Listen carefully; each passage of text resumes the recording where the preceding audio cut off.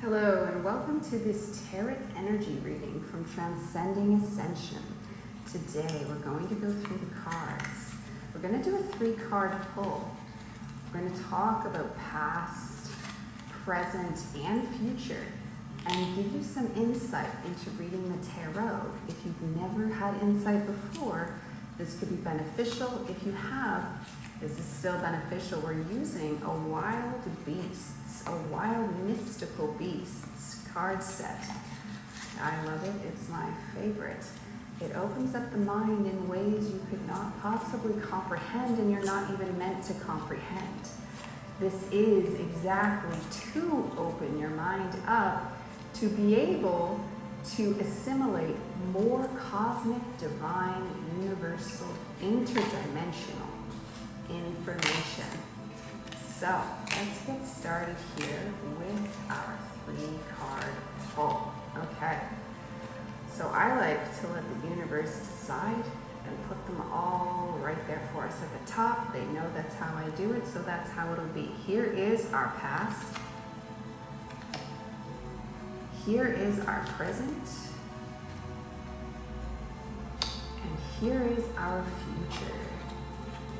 I don't do upside down cards. If you do, that's up to you. I don't.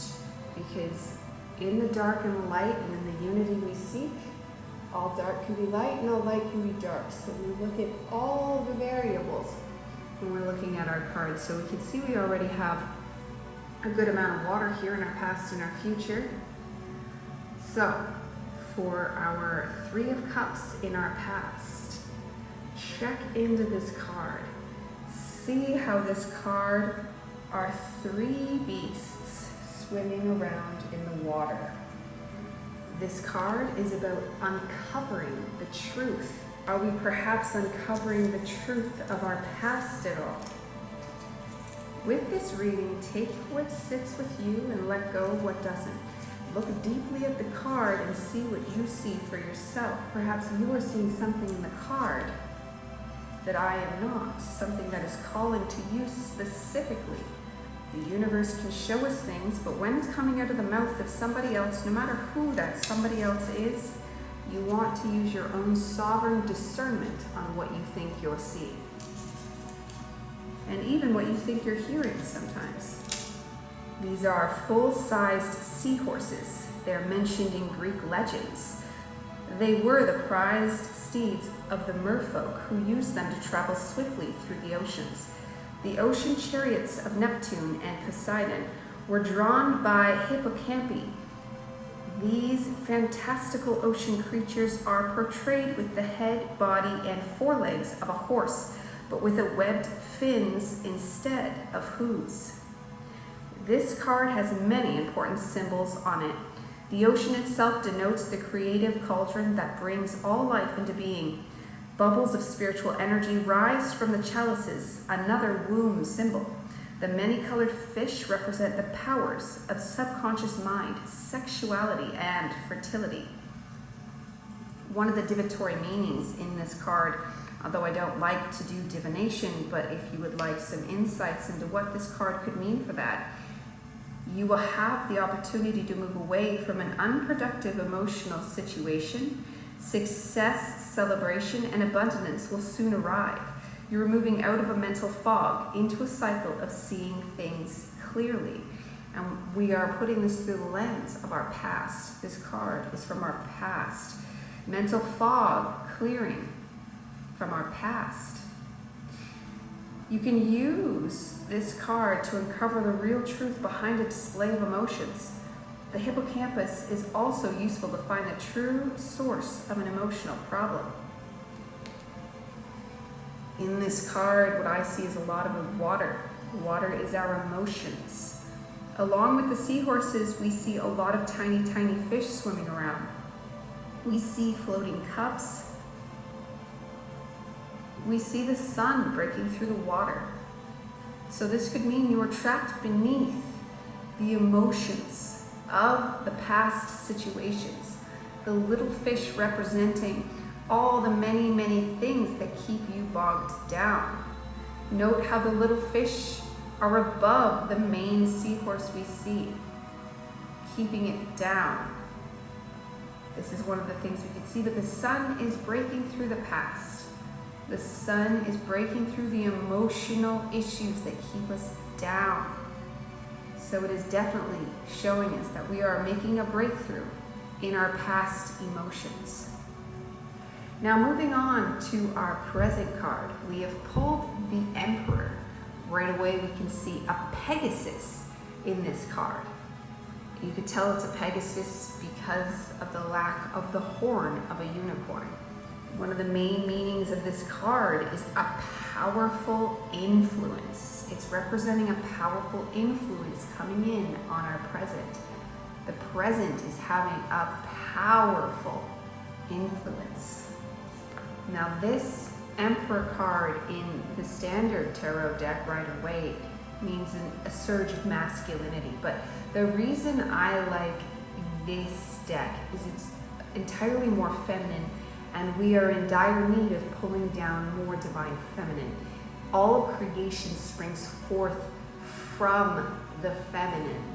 Masculinity is still required to shape the feminine, but feminine is our ultimate source, and it's a root that we've lost that is coming back online as we speak. So this card, the Emperor in this deck, has more of a softer approach. So as a messenger for the Greek deities, Pegasus held a position of high respect and power. His strong inspirational and psychic qualities are reflected in the Cannon rocks. His great physical strength is balanced by his powerful spiritual wings that can take him directly to Olympus.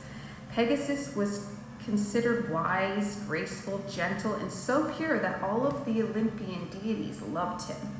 The muses, goddesses of inspiration, worked with Pegasus to bring ideas, inventions, and creativity to humans. One of the divatory meanings we can take from this card is good and powerful influences come into our life. Achievement and honor will come through the influence of a strong, supportive male. If the surrounding cards are positive, this is a good time for business affairs. If surrounded by negative cards, take great care in what you do and say. I would say our first card is kind of neutral, and our last card we will discuss in a moment, and you can take into consideration what you think this Emperor card could mean for you now. Magical uses with this card can include using the Empress, the World, or other cards that symbolize what you want to manifest. If you use the Emperor card, be certain all actions adhere to the letter of the law. And that would be the magical law. And the magical laws mostly all come down to the laws of the Hermetics, as well as the deep-rooted, indigenous, native, pagan laws of the earth and of the sun. So for this card, what I'm seeing is somebody achieving something. He is flying over the chasm. And it's funny that you see him jumping over it, even though he's got wings, but he's specifically jumping over this. So it's showing he has the power to be achieving even higher than what he's doing right there. But there's something about his power, and I've seen this in myself and others, that we enjoy. That's the whole point we're here as humans, apparently. But that we enjoy the struggle to a point. So somebody, you are that person, you are that somebody that has more power than you potentially realize. And you can be jumping over those hurdles much easier than you realize, even though you're successfully jumping over them, it would seem. But you have wings. You can use them and fly. Above you supports your ancestors there in the sky, watching over you. And you have the ability with those wings to be up there with the ancestors, but you've chosen to be down here on the ground, to take on earthly hurdles, to take on earthly matters, and to still succeed at those earthly matters.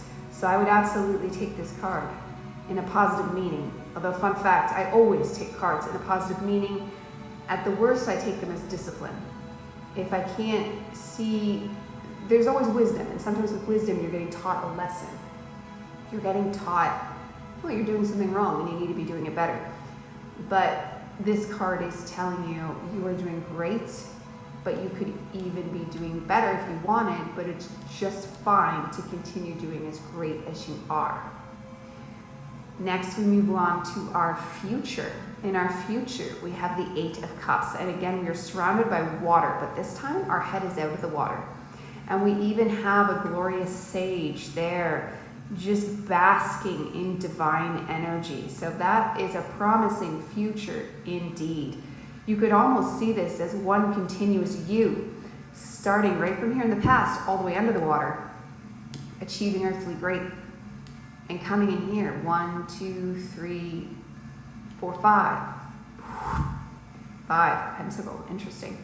And out you come, standing gloriously divine above it all, as the successor, as the magical being that you really and truly are.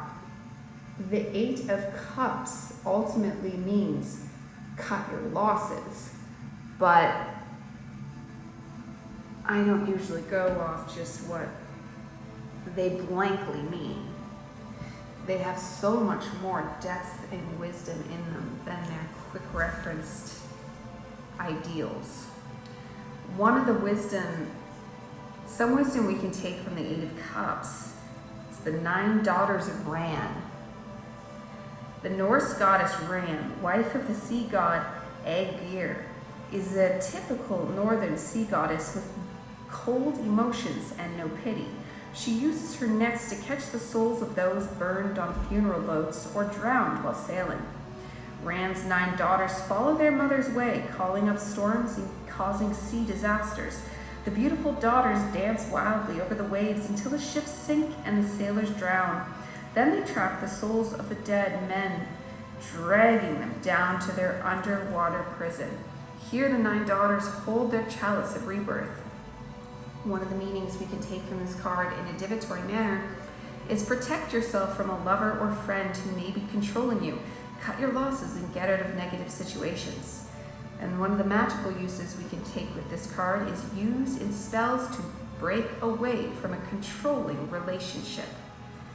So that is something that would benefit every future right there.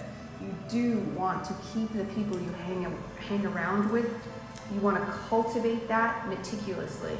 Mother, father, husband, wife, even your own grown adult children, and even your children, if they're still children, you can lay down the law more firmly on what is acceptable for you and what is not. Now, if you're in your true divine feminine man or woman, you're going to love your children and you're going to do right by them. But that does not mean you need to let them walk over you, as is the mission right now. With children, we are learning to be very free with their spirits and let them be who they want to be, but at the same time, they also need to be. Once had an OT for my son tell me a story, and that was, kids love to swim, but if they don't have bumpers, they can just swim around in a circle and get nowhere. If they have bumpers on either side, like in the swim lanes, they'll be able to swim the whole way. And us as the parents are to be the bumpers. So we still let them swim, we still let them go free, but we help guide them towards what we see, and this is our mission as parents, as the most optimal future. And interesting, in the future card. So I see this as a positive card. I see this as a celebratory card. You want to take the meanings that they have with a grain of salt, especially, I find, with just the regular suited cards. So these ones have they're the archetypes, right? They are deep in the collective consciousness, the archetypes here. So this has its standalone character, where 8 of Cups, 3 of Cups, 1 of Wands, they're still very, very, very important, but you get to play around more with what you specifically see. And that's why decks like this can just be absolutely fantastic, because it's whatever speaks to you.